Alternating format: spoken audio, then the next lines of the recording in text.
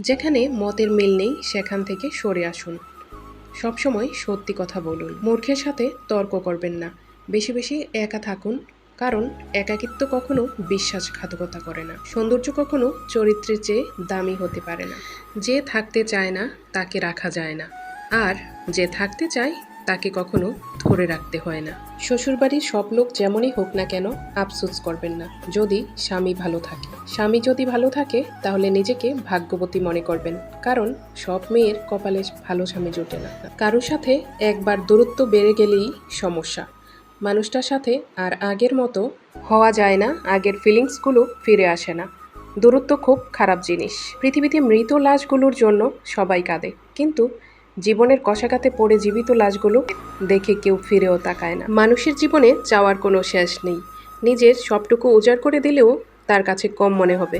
তাই কাউকে ততটাই দেওয়া উচিত যতটা পাওয়ার যোগ্যতা তার আছে। নিজের উন্নতিতে ততটাই সময় দাও যে অন্যের বদনাম করার মতো তোমার কাছে যেন সময় না থাকে। যে জিনিসটার জন্য তুমি নিঃশ্বাস বন্ধ করে যাওয়ার মতো কেঁদেছ, তারপরও সৃষ্টিকর্তা তোমাকে দেয়নি, তার মানে তোমাকে বুঝতে হবে সেটা তোমার জন্য মারাত্মক ক্ষতিকর ছিল। হাতের আঘাত শরীরে লাগে, তবে কথার আঘাত মনে লাগে, যেটা কাউকে দেখানো বা বোঝানো যায় না। সবচেয়ে বড় অন্ধ যে নিজের দোষ চোখে দেখে না, আর সবচেয়ে বড় অশিক্ষিত যে নিজেকে সর্বদা নির্ভুল মনে করে।